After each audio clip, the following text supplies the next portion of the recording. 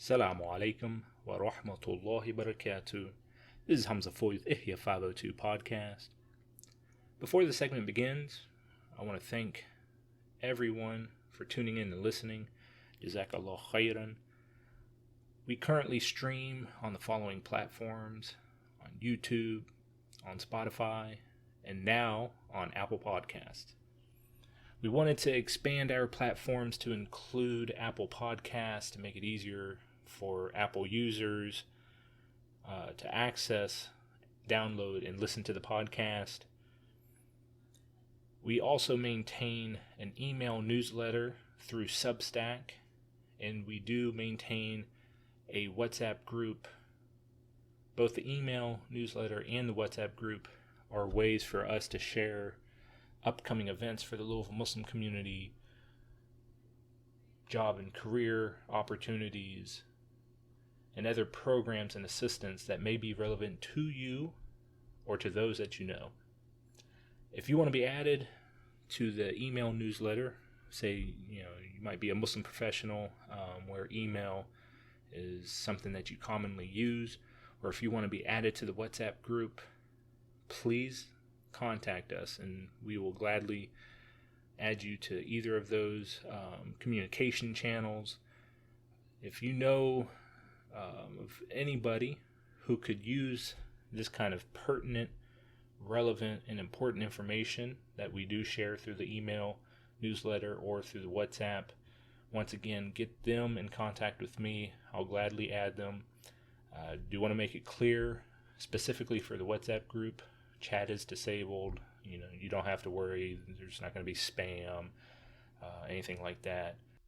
And now here's our episode of Ihya 502. Assalamu alaikum. This is Hamza Foy with Ihya 502 podcast. I'm here with my friends Arshak Naseer and Yazen Kurdi. This is going to be an interesting topic today because you're about to hear three men spit about emotional intelligence. We're ready for it, yeah. All right, so I think this topic came up because Shaq and we were talking about a book by Imam Mikaeel Smith. It's called With the Heart in Mind. And basically he's talking about like the emotional intelligence of the Prophet sallallahu alaihi wasallam. And I read the book. It's been a while. And I'm assuming you've read the book. 2 years ago. 2 years ago, yeah. And honestly, I think it's a topic that, I'm not gonna lie, I don't think we talk enough about among our Muslim brothers and sisters. Facts. I think for men, it's usually like you see the word emotional. Oh, that's something sisters do. Right. Right. And reading through the book, I really realized that emotional intelligence isn't just about I'm angry, I'm sad, I'm happy. It's being able to do things such as putting yourself in another person's shoes. Do you have any other examples that you learned from reading his book? Yeah, honestly, before reading that book, you think you know a person's emotions, know what a person's going through, but you really don't. And then when you as you get through this book and you dive in, you start to understand man, there's a lot more that you don't know about a person's what a person's going through. Yeah, yep. And especially what I really liked about is to feel the pain of another individual. And I think close to the end he talks about something that we overlook is being in that present moment. And we'll get into that for sure. Yeah. That's something that we always overlook, but it's something that is very important. And especially in our 5 times prayers, for example, Allah teaches us to be in that present state 5 times a day. Even though we're not sometimes, but it's that workshop, it's that training session every single day. You brought up feeling another person's pain, and I think and you guys can agree or disagree. Oftentimes when we hear that phrase, usually in our minds we're thinking sympathy. So, you know, maybe somebody passed away in your family or somebody's family, pat them on the shoulder. And it's like that's good, Right. you know, but that's like sympathy. And I think with emotional intelligence, it's more about empathy.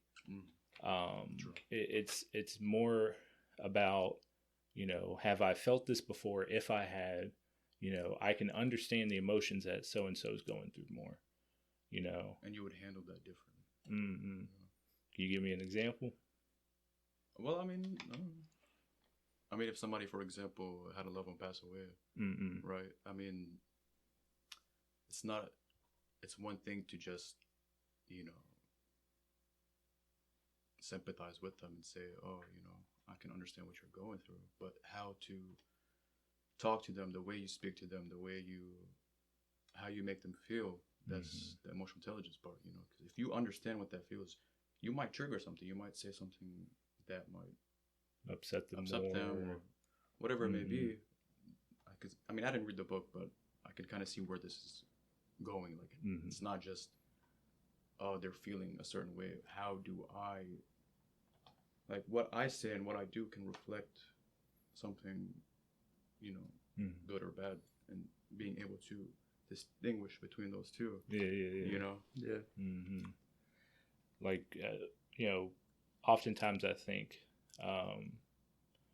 you know, having done like a number of like losses in the community and dealing with like that person's loved ones, the person who passed away, their loved ones, right?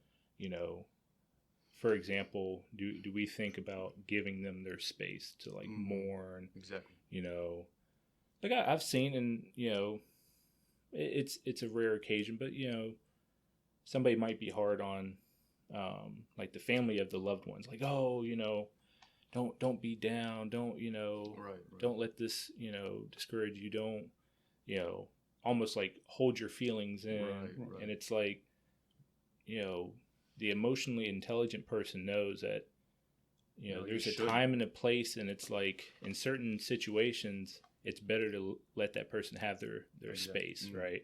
Exactly. You know, don't dictate to them, you know, how they should be processing their emotions, because it's a difficult thing.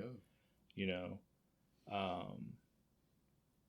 another thing, and once again, agree or disagree with me, I'm fine with either. I feel like for men, we may not be the best at reading body language, and he goes into body language deep in that book, very deep, and he gives a lot of the prophetic examples. You know any off the top of your head? For example, like the Prophet ﷺ, he had that special quality to feel the pain of others, like connect to their hearts. And actually, a majority of people have the ability, but not everyone really puts that into place. Let me think. Example. So I think there's a story in Abu Dawood.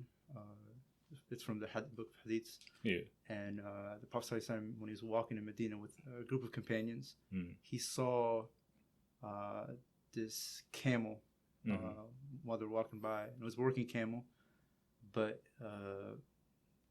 it called out in pain, right? And the Prophet ﷺ, you know, he recognized, and he went straight to the camel, and he put his hand on the camel, trying to feel the pain of it, and he could feel something's wrong. Yeah. So he went ahead and he asked, "Where's the owner of this camel?" Called the owner, and then eventually the owner showed up. He's like, "That's my camel." He's like, "Sell it to me." He said, "Whoa." But this is a Prophet Sallallahu Alaihi Wasallam asking this, so anybody would sell anything to him. He's like, you know, or even just give it to him. Right. You can have it, but this is my only camel. This is my source of income and everything. He says, "Okay, fine." He's like, "But do me one favor." He's like, I forgot the Arabic phrase, like, but it means like fear Allah, when you deal with these animals, right? So what is he saying? He's like, feel the pain of animals, feel the pain of others. Like, we walk by so many different people that are going through different things, right? But actually, this animal, why didn't it call to anybody else? it recognized that this person actually feels like, actually cares about what I'm going through. We walk by so many people. If we are a person that can have hearts that are able to feel others, people recognize that. Yeah.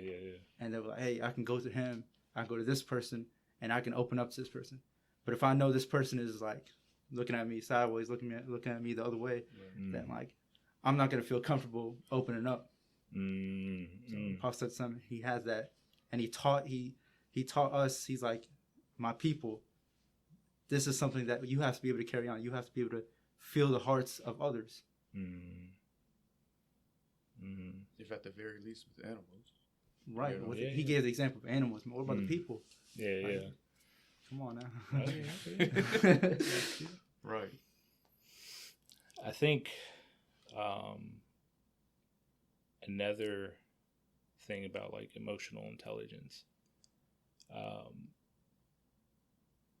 Do you think, and I know this is a bit of a tangent, but do you think,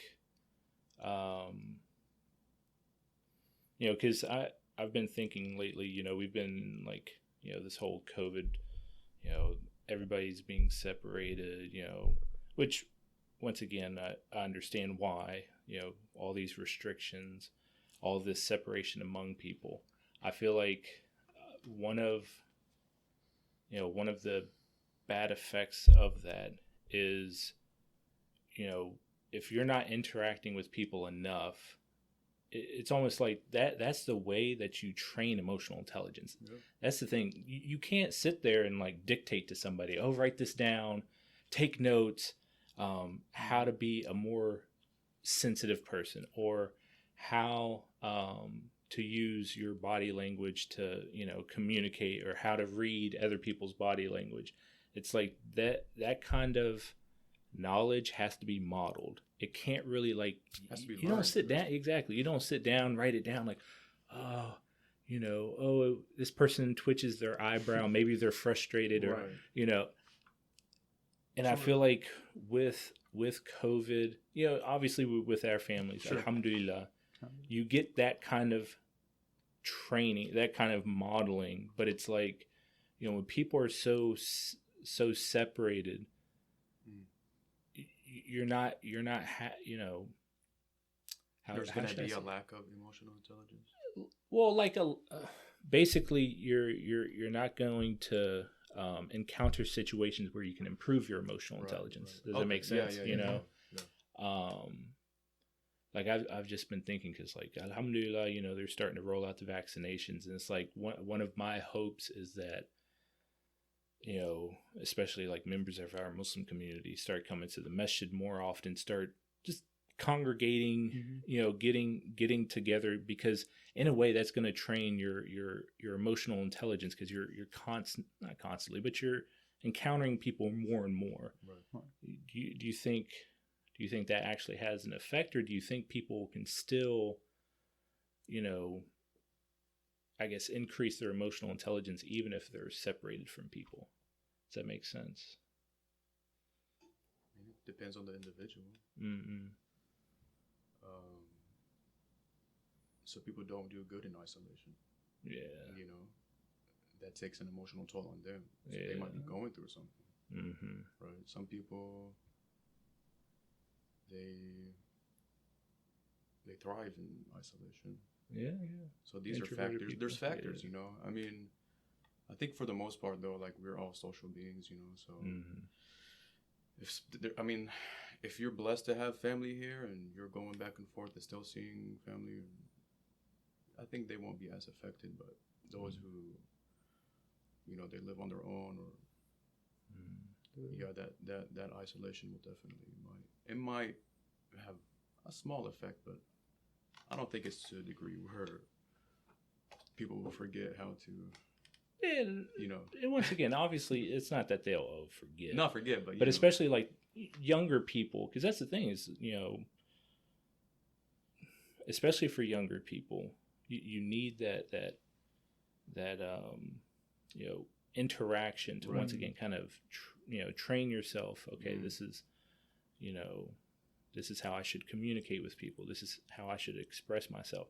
This is how I should read other people's emotions and expressions, you know. That's a good point. I see what you're saying. Yeah. But you did bring up a good point. Like, some people are just built different. Right. Introverted and extrovert. But the thing with like the youth, I see what you're saying. Like every little interaction teaches them how to, you know, carry that on to the next. Yeah. If they're not exposed to, it's one thing just to hang out with your friends, but if you're not exposed to people going through something, how do you learn, or how do you apply that? You know, if you go past that, man, like you turn a blind eye to someone that's really going through it.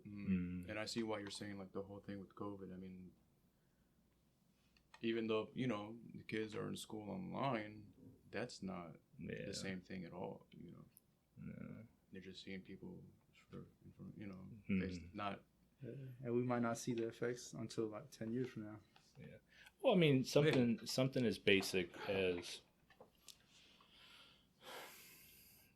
there's a difference between having a conversation with somebody one-on-one, right? You know, face-to-face, not one-on-one, but like face-to-face, versus texting, for example. Sure. You can't have tone when you text. Like, that's one thing that, you know, it confuses me sometimes, is like, you know, people will text. Now, they're on their phone. They might be, their nia is, I'm going to be sarcastic. Right. You can't convey that in text. No way. You can convey it in person. I can change my tone and be real sarcastic with you. Unless you know the person. Yeah. Right. Unless they know you and what you. True. Yeah. No. That's True. That's in their character. But But that's the thing. Is like, you know, face-to-face conversation. It's so much more than just the literal words sounding out of my mouth. It's the body language. It's the look on my face. It's the tone. You know, am I yelling? Am I whispering? You know, you can't really convey that through text. You know what I mean? That's what it's important that we're more careful behind it. But a lot of these young cats, it's just no filter. They'll let it out. So, okay, let's kind of dive into that, dissect it a little.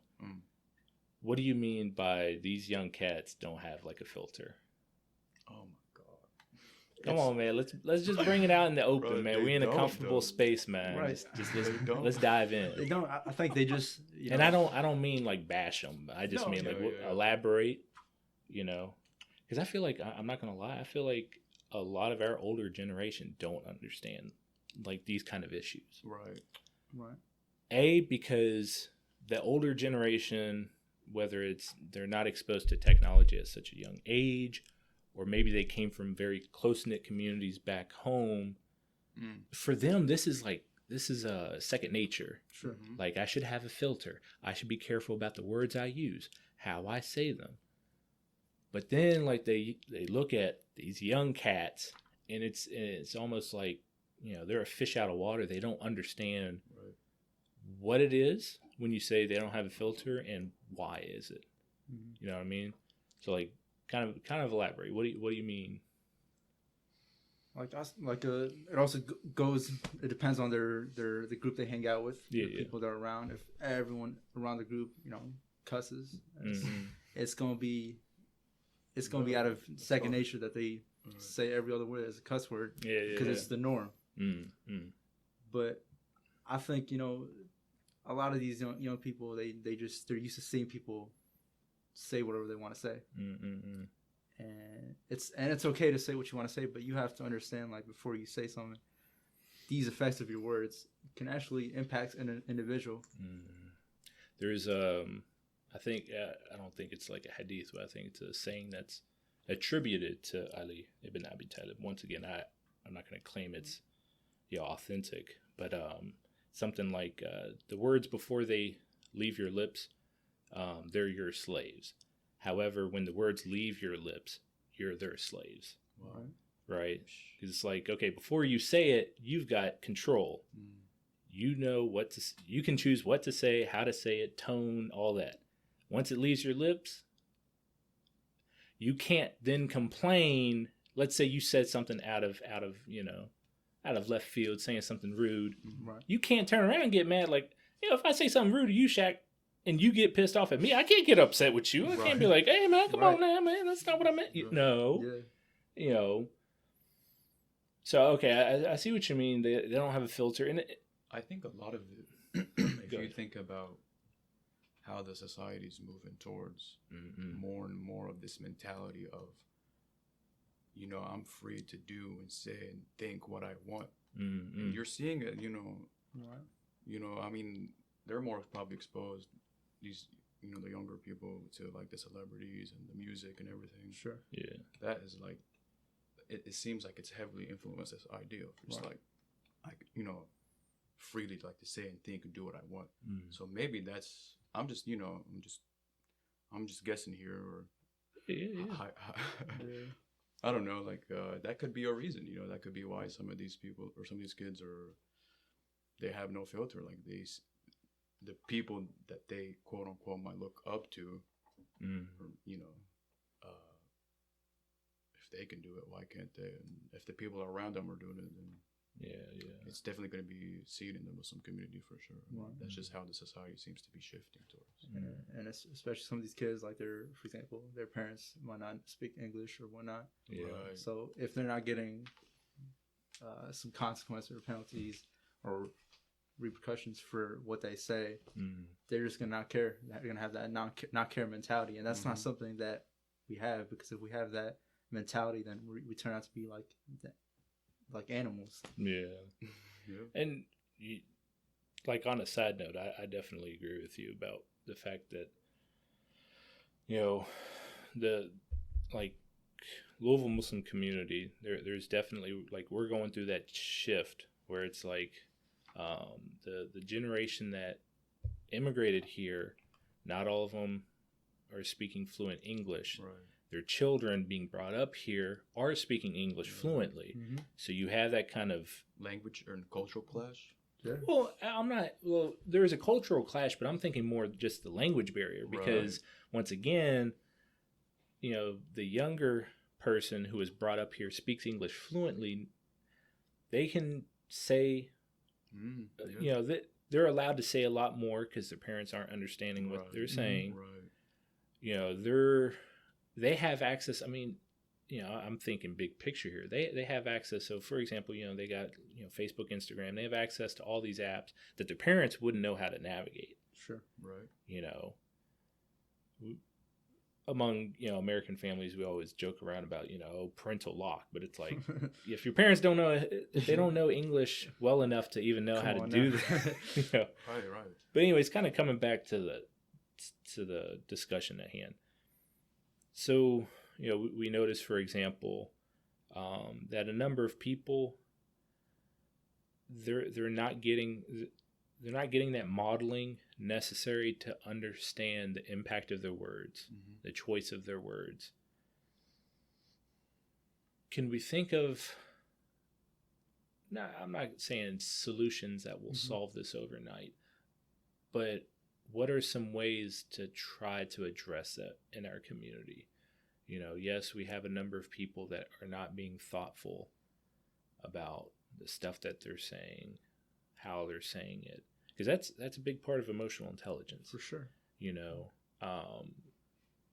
we seem to have this deficiency in just like how we communicate with one another. And I'm not saying everybody. That's why I say a number of people. I don't want to say few or some or most. I don't want to make claims like that.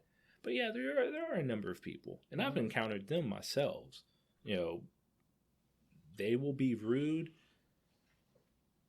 and for me, it's sadder when you don't even realize that you're being rude. Yeah, there's no self-awareness. Exactly. There's no self-awareness, because it's like, it's not if you're going to purposely be rude, you're going to purposely talk ill of somebody or be rude to somebody, then I know, hey, look, you're just not somebody I should be around. Right.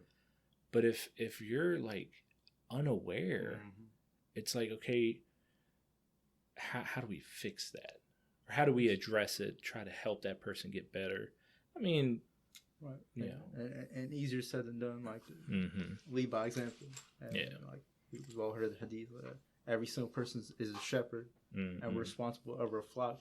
And that's not necessarily meaning just your family, your friends, the people you hang out with. It's everyone, your enemies, the people, the strangers, the people on the street. Like, there's people that look up to you. There's people that are watching you, and every little thing you say or any situation where you react to, people would take from that, or maybe one person take from that.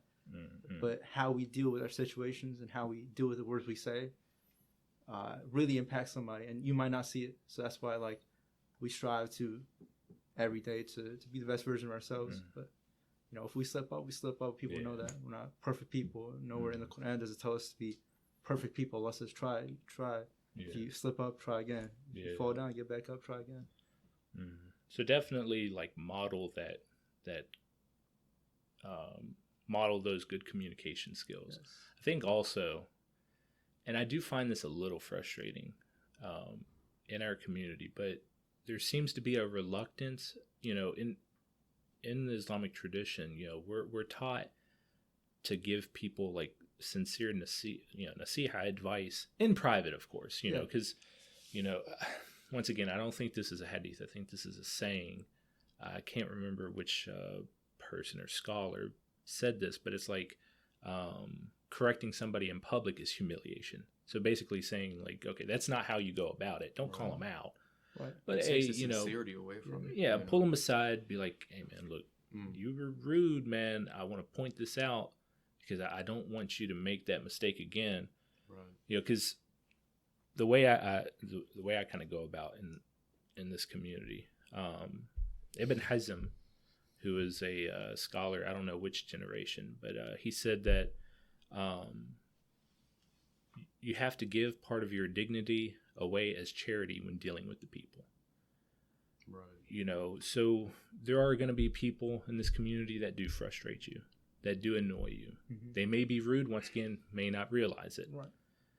But it's like, we shouldn't be reluctant to pull them aside privately and say, hey man, look, you got to be careful about what you're saying. You got to be careful about the way you treat people. You know, I don't know why there's that reluctance, because, you know, in my culture and the way I learned my deen, there's nothing wrong with being, you know, brought to the side and somebody giving you advice. Now, even if their advice may not be correct, or maybe they misunderstood the situation, still, like, they care. At least they care. Exactly, man. Right. But it's like, for some people, I don't know if it's like, I don't want to offend them. And it's like, once again, if you have that proper emotional intelligence, then you know how to set somebody aside and be gentle. Right. You know. If you recognize that something is wrong, hey man, go the route of pulling them to the side and let them know what's up. Yeah. If you don't say something, that problem will continue to happen. It will continue to go on, and like, that's doing nothing. And there is no guarantee that the other people that they end up pissing off or frustrating are going to be as gentle with them as you may be.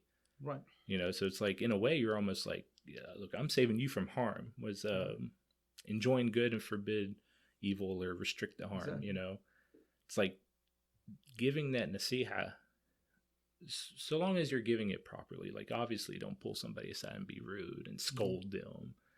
That's obviously not going to work. That needs emotional intelligence as well. Exactly. To take a step back from that and recognize that maybe this man probably had a bad day, and he bumped into you. You give him the benefit of the doubt. The first time, maybe someone was up. I'm gonna greet him. Maybe have a better time next time. Like, you don't throw it to the side like, this relationship, this friendship is not going to work from the start. Hey, you always keep the door open. You always give people the benefit of the doubt. Yeah. And that's the thing. It's like, from the sunnah, you know, it's always better. Like, if you're angry, it's better to separate yourself. Give yourself some time from that person. Obviously, the sunnah is you don't boycott your fellow Muslim for more than 3 days. Yeah. Okay.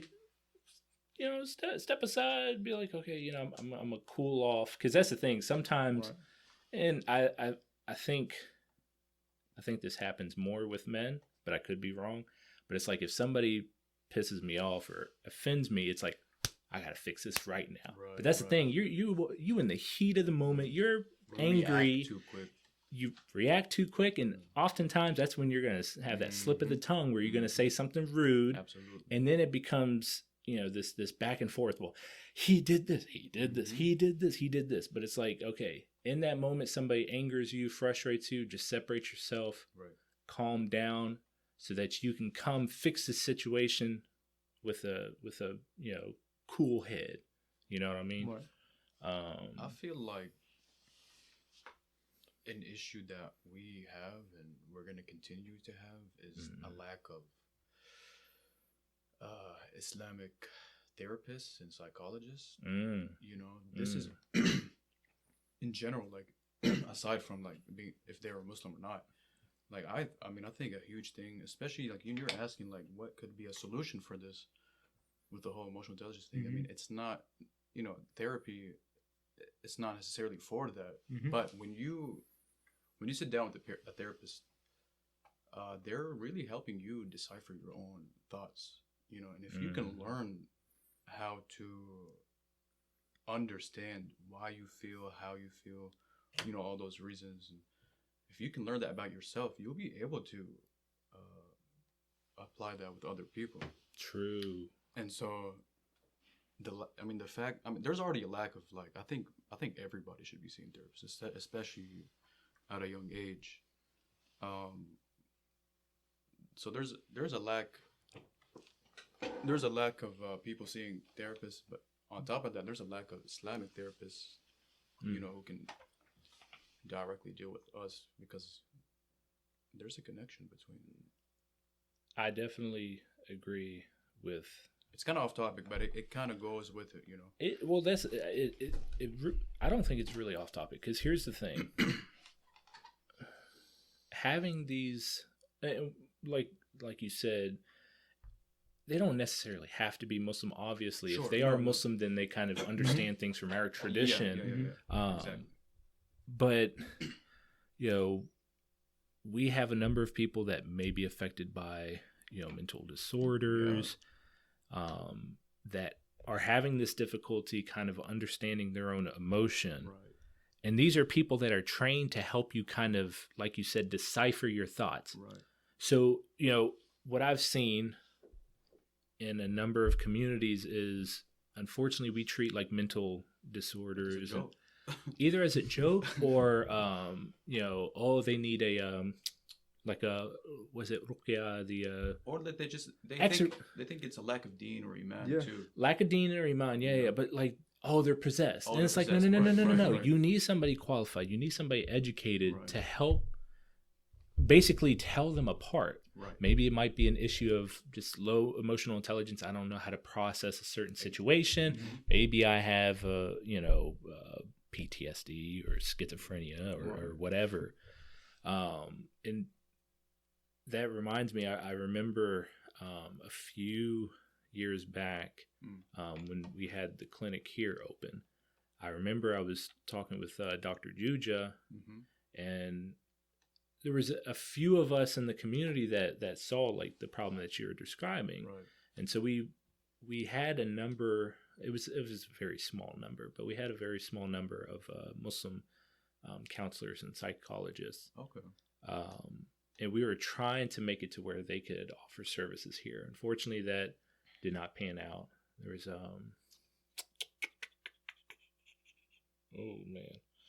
can't remember her name. It was a Pakistani counselor lady. She's no longer in Louisville, but I remember like Akhtar Khan from River Road and a couple of us, we were trying to arrange that. Whether it's at a masjid or whether they have their own personal, clinic, I definitely think we need to encourage more, Muslim therapists, counselors, psychologists in the community. Because, for example, we have a number of like refugees who have PTSD. Why? Because, for example, there's a number of Syrian refugees that suffered a lot back home, seen some stuff, and it's affecting them. And so what ends up happening is we don't get them the help they need. Right. Then, God forbid, there might be some domestic violence that is rooted from that PTSD. Right. That wasn't then addressed. We'll have, the women come to the community and we'll turn around and say, oh, why is the man or the woman, being belligerent? Right. Not realizing that they have a mental disorder. Right. you have to take that into account. I know that there's a few. I don't know if there's any brothers that are in the field. I know that there's like sisters like Amina Ikram. Mm-hmm. Now, whether they stay in Louisville, I don't know. But, I mean, I know a few people that have studied psychology, and it does seem like it's something that we're interested in, but I don't know anybody who's actually. There's no. There is one sister. She is like certified in everything. Okay.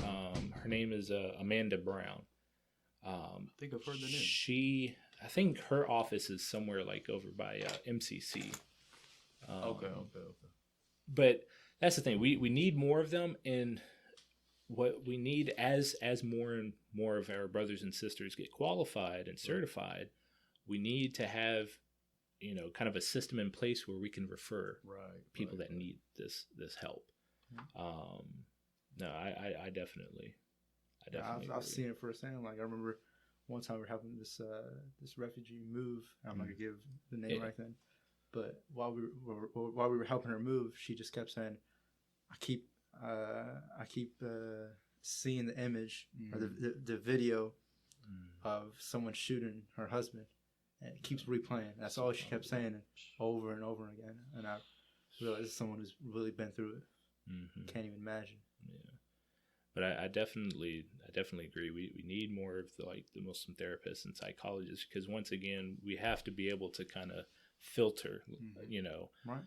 Is this person just in need of more knowledge about emotional intelligence, or is this perhaps a mental disorder, or stuff like that? Does that make sense? Yeah. And it doesn't necessarily be just a mental disorder. It can be behavioral disorder. It can be emotional disorder, Yeah. And I mean, we don't even have to call it disorder. Like you could just, you could just be going through something. And if you don't have the proper tools to know how to deal with it, that can, and it can end bad. It could lead to more than what it really just is. Oh yeah. I think one more aspect of emotional intelligence that I think about, especially now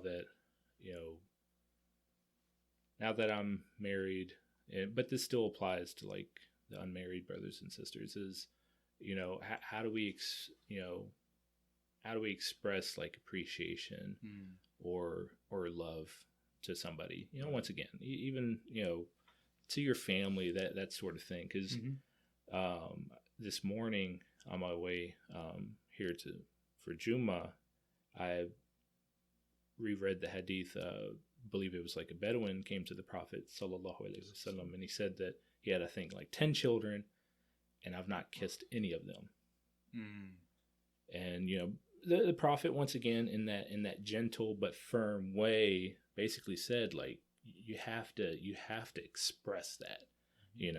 I don't know the exact wording. It's like, if you don't show mercy, then Allah won't show you mercy. But it's like, I feel like, if not now, then when? Yeah, but it's like that ability to show people like appreciation or love. I'm not saying that it's like a lost art, but I think that's like another very important part of like emotional intelligence. For sure. Yes. Because, for example, and once again, it doesn't have to be, your spouse or even your family members, but like even people that are doing work in the community that are providing help. It's like part of emotional intelligence is that you show appreciation. Like it's something very basic, but I feel like that's something that, we need a reminder of, from time to time, just thanking somebody, for, putting on a program, or even, you gave a good khutbah. Hey man, jazakallah khairan, Right. Yeah, whoever does not thank the people does not thank Allah, and whoever does not thank Allah does not thank the people. But we're supposed to have that mindset from the person who does a good act. It says in certain saying, "La nuridu minkum jaza'an wa la shukura," that we don't need no thanks. right? How did like says we don't need no thanks, but as people someone who's done good for us, we're supposed to thank. Yeah. So we're as a person who's doing the act, we don't need no thanks except from Allah. After they get doing righteous deeds, that nuridu minkum jazaa'an shukura, that we don't need no thanks except from the one. I always thought that was so profound. That's deep. Yeah. Oh yeah, no, I think sometimes that's the thing is we mistake like an expectation for reward. We put, we equate that with appreciation. It's like, no, they're two different things. True. Because whatever good we do, inshallah, our niyyah from the beginning should have been for the sake of Allah, fi sabilillah. But that's separate from just general appreciation. Because that's the thing, man. I remember, I don't know like the specific situation, but I remember like there was a brother, I think he had like a program here at this masjid. And like, I thanked him afterwards, like once, the program was done, and he's like, dude, that's like the first time somebody said that to me. You'd be surprised. Because that's the thing is like, and it doesn't matter whatever relationship, whether it's mother and child, father and child, husband, wife, husband, an imam and a lay person.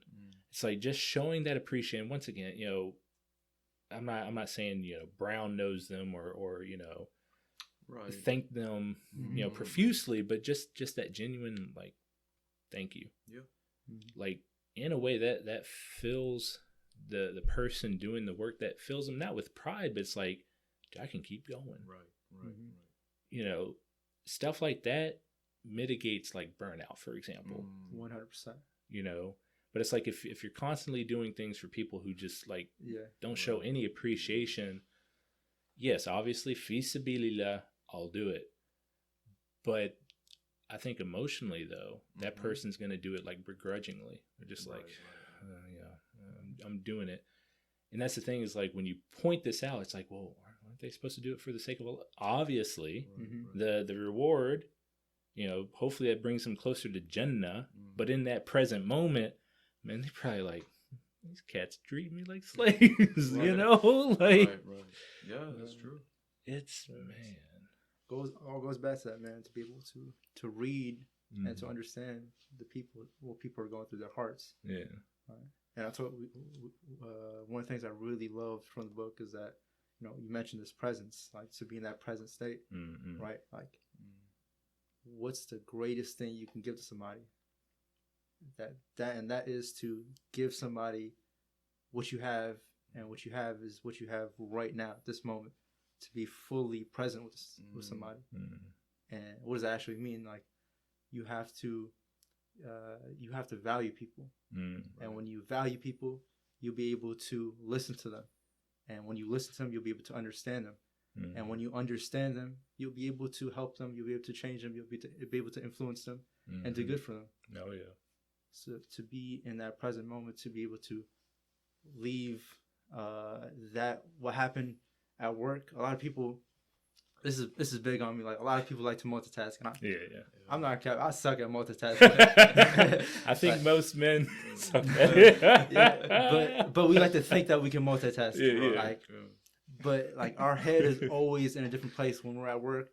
We're thinking about our friends, or we're thinking about home when we're with our friends. We're thinking about work or our family or whatnot. Like our head's never in the place that we're at. Right, we're always shifting one thing to the next thing. But if you truly lived in the moment, like lived in that present state, that who you're with, you're gonna give it your 100%. Like yesterday's gone, tomorrow it's not gonna come. Like what you have these few minutes, if this is our last conversation that we're gonna have together, like think about that, man. Like what are we gonna talk? Like what are we gonna feel? We're gonna like it's gonna be stronger. Then I'm gonna have it again. We're gonna do it again. You know what's crazy? Wallah, that's deep. Because I remember growing up, in the Islamic tradition, it's always kind of like told to us that it's like you're supposed to live your life like it's the last day. Now, people who aren't Muslim or people who look down on, the deen, let's say, oh man, that you're being fatalistic. Like, man, there's more to life. And it's like, but people, if you had hikmah, you'd realize the wisdom behind saying something like that. Because it keeps you in the present moment, man. Right. It keeps you in the present moment. And once again, it's not 100% success rate and 100% you're going to be saintly. No. But you're going to actually think and focus on what's before you right now. Right. And especially in dealing, let me spit a little marriage advice. Okay. We need that. And once again, I'm not saying this is universal, but my wife told me that it's the little things that I do that matters to her. Right. And I think we don't, and once again, and I'm not saying like all men are like this, or I'm not saying that there are some women that don't think like this, but, we treat emotional intelligence as something like small, like, for example, the Prophet sallallahu alaihi wasallam, when talking to people, he would face them, shoulders facing you. Yep. He wouldn't look over his shoulder, like, what do you do? He would face people. Yeah. Now, when you explain these things to a number of people, they're like, oh, that's something small. That's something inconsequential. Right. But it's like when you're dealing with people, it's the little things that matter. Right. You could say, I love you to your wife all you want, but if you're not doing the little things that actually show that you care, show that you love her, show that you're paying attention. And once again, it's not just restricted to like a, wife and husband relationship. Every relationship. Your family, facts. Your friends. Yeah. Man, if you ain't doing the little things, then they gonna be like, come on, you blowing me off or something, man. Like, you're capping. You're not, we're not really good friends. But it's like, if you do those little things, then it shows, once again, you have that presence in mind, and they read that presence in mind and they translate to that as they actually care. Yes. And it's deep. Yes, these are little things, but it's like, if you can't even get the little things right, man, don't be expecting grand things to come out of any relationship. Doesn't matter, marriage or your family, your friends, any relationship. If you can't do those little things, because they add up, they're going to speak louder than the grand gestures. You know what I mean? Right.